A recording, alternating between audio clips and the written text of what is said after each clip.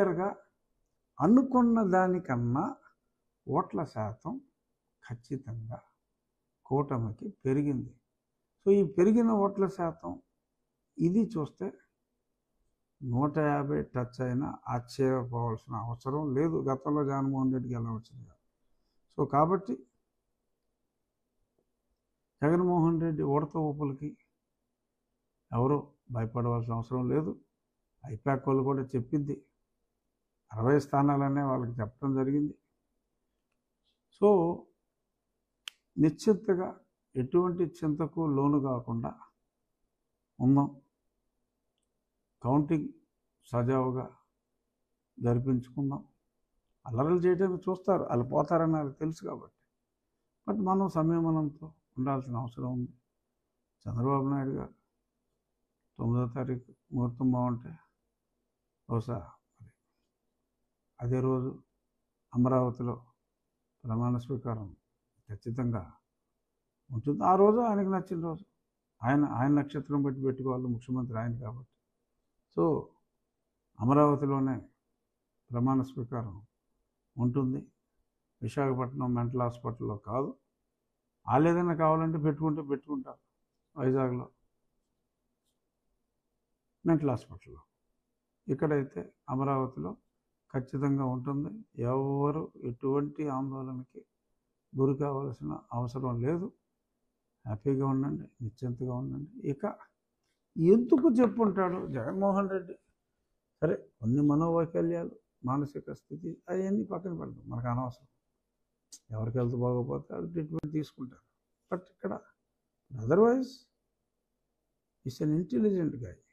ఎందుకు ఇన్ని వస్తాయని చెప్పి రేపు రాబోయే రోజుల్లో ఇంత నవ్వులు పాలైపోయే పరిస్థితి తెచ్చుకున్నాడు అని మనం అతని తెలివితేటల యాంగిల్లో ఆలోచిస్తే నాకు ఈరోజు తెలిసింది ఏంటంటే, బిల్స్ క్లియరెన్స్కి 14,000 కోట్లు జనవరి నుంచి బటన్ నొక్కి ఒక్క రూపాయి కూడా ఇవ్వకుండా అతను చివరిలో రిలీజ్ చేయాలని చెప్పి ప్లాన్ చేస్తే మరి న్యాయస్థానం కూడా, మరి ఎలక్షన్ కమిషన్ కూడా అడ్డుకుంది.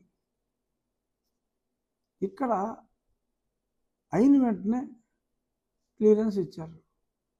ఇవ్వట్లే డబ్బులు, కేవలం 1,200 కోట్లే ఇచ్చాడు ఆ 14,000 కోట్లు. ఈ మిగిలిన దాన్ని బిల్స్ క్లియరెన్స్ కోసం 25% కమిషన్ కొట్టేసి బిల్స్ క్లియరెన్స్ కోసం వాడుతున్నట్టుగా నాకు తెలిసింది. ఆల్రెడీ 1,500 కోట్లు ఇచ్చేశారు. ఇవాళ 2,000 కోట్ల బిల్స్ క్లియరెన్స్కి ఆ పైనుంచి ఇన్స్ట్రక్షన్స్ ఇవ్వటం, మరి కమిషన్లు మాట్లాడుకోవటం జరిగినట్టుగా రూఢిగా నాకు ఇన్ఫర్మేషన్ ఉంది. ఈ అధికారులకి ఒకటే నా విజ్ఞప్తి కింద తీసుకుంటారా, హెచ్చరికగా తీసుకుంటారా, మీ ఇష్టం. హెచ్చరికే అనుకోండి, తప్పు చేయొద్దు. మీరు ఇస్తే ఏదైతే కోర్టు క్లియర్ చేసిందో, ఎలక్షన్ కమిషన్ క్లియర్ చేసిందో, సంక్షేమ పథకాలకి ఎప్పుడో నొక్కిన బటన్ల తాలూకు సంక్షేమ పథకాలకి రిలీజ్ చేసేయండి ఆ అమౌంట్. అంతేగాని జగన్మోహన్ రెడ్డి వీళ్ళు రిలీజ్ చేయరని చెప్పి నేనే మళ్ళీ అధికారంలోకి వస్తున్నా, 151 we're getting a taller number than earlier tall number అని ఇలాగా మాట్లాడుతున్నాడు. సో దీనికోసం ఈ బిల్స్ క్లియర్ చేసుకుంటే ఏదో 10,000 దానికి ఇయర్ మార్క్ చేసి 10,000 కోట్లు ఇచ్చాడు అనుకోండి, 25% కాడికి లాగేస్తాయి. మరి 2,500 కోట్లు. మరి ఆఖరి నిమిషంలో చచ్చినోడి పెళ్ళికి వచ్చిందే కట్నం. మరింత ఇది లాగేయడానికి ఈ అధికారులు ఎవరన్నా కోఆపరేట్ చేస్తే, మీరు 14,000 బటన్ నొక్కిన తర్వాత ఇంకా డబ్బులు ఉంటే బిల్స్ క్లియర్ చేయండి. అంతేగాని ఈ ఇంటర్మ్ పీరియడ్లో నొక్కిన బట్టల తాలూకు బిల్స్ ఆపి ఇది చేస్తే మీ జీతాలు తక్కువే. మీ జీతాల నుంచి రికవర్ చేస్తే మీరు ఇచ్చిన డబ్బులకు సరిపోదు. అయినా ఖచ్చితంగా క్రమశిక్షణ చర్యలు అయితే సీరియస్గా ఉంటాయి. దయచేసి అధికారులు తప్పుడు పనులు చేయకండి. జగన్మోహన్ రెడ్డి మళ్ళీ ఆ పార్టీయే ఉండదు. ఈ ఎన్నికల తర్వాత జగన్మోహన్ రెడ్డి పార్టీయే ఉండదు. మాయమాటలు నమ్మి మీరు ఆ మాటలు విశ్వసించి మీ కెరీర్ని నాశనం చేసుకోవద్దని ఐఏఎస్ ఆఫీసర్లకి నా హృదయపూర్వక మనవి. చేతులు కాలేక ఆకులు పట్టుకుని లాభం లేదు. ఈ క్రైమ్లో దయచేసి ఇన్నాళ్ళు అతని క్రైమ్లో మీరు పాత్రదారులు అయ్యారు. ఇప్పుడు పోబోయే ముందు అతడు చెప్పిన మాయమాటలు విన్నో లేదంటే మీకేదన్నా ఆఫర్ చేస్తాడేమో నాకు తెలియదు.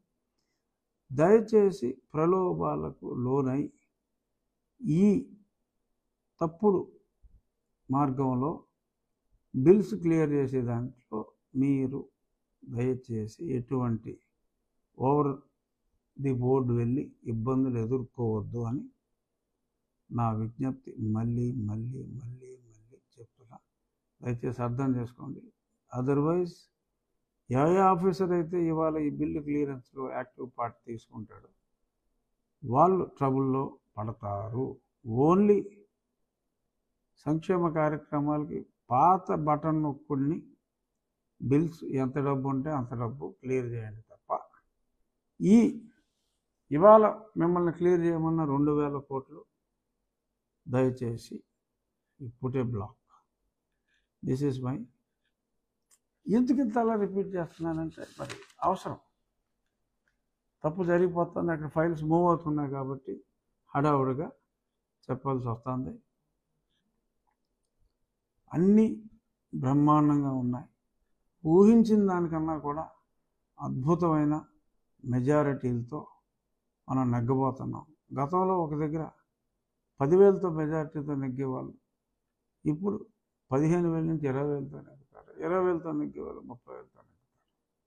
సో ఓట్ల శాతం అద్భుతంగా పెరిగినట్టుగా అన్ని అనాలిసిస్లో కూడా చాలా స్పష్టంగా తెలుస్తుంది. ఇందాక నేను చెప్పాను కదా, కన్జర్వేటివ్గా తీసుకున్నప్పటికీ కూడా 35-34 లక్షల తేడాలో మరి గతంలో కంపారిజన్ కూడా చెప్పడం జరిగింది. ఇంకా సింపుల్ క్యాల్కులేషన్, పవన్ కళ్యాణ్ గారు తెలుగుదేశం పార్టీ కలిసి ఈ పెరిగిన ఓట్లని మనం చూసుకుంటే పోయిన ఉద్యోగస్తులు ఎంతమంది తిరిగి వచ్చారు? గతంలో 47% పవన్ కళ్యాణ్ గారు మనదే కలిపితే పోయిన ఉద్యోగస్తులు ఎంతమంది తిరిగి వచ్చారు, వారి కుటుంబ సభ్యులు ఎంతవరకు తిరిగి వచ్చారు, ఆ ఒక్క పర్సంటేజ్నే మనం కలుపుకుంటే అయిపోయి వి హావ్ క్రాస్డ్ 50. మనకు మినిమం 55% మెజారిటీ ప్లేసుల్లో వస్తుంది. ఆ తర్వాత అమరావతికి చంద్రబాబు నాయుడు గారు రాజకీయాల్లోంచి పూర్తి దూరంగా జగన్మోహన్ రెడ్డి గారు అండ్ హిస్ పార్టీ మెంబర్స్ వెళ్ళిపోవటం ఖాయం. ఎందుకంటే కొంతమంది ఆందోళన చెందుతున్నారు కాబట్టి స్పెసిఫిక్గా ఈ 2 పాయింట్లు చెప్పడానికి నేను షార్ట్ రచ్చబండ నిర్వహించడం జరిగింది. సంపూర్ణ ఆరోగ్యవంతులై చంద్రబాబు నాయుడు గారు పునర్యవనంతో వస్తారు, అద్భుతమైన పరిపాలన అందిస్తారు. ఇందులో ఎటువంటి సందేహం పెట్టుకోవద్దు. జై తెలుగుదేశం, జై చంద్రబాబు నాయుడు గారు. Thank you.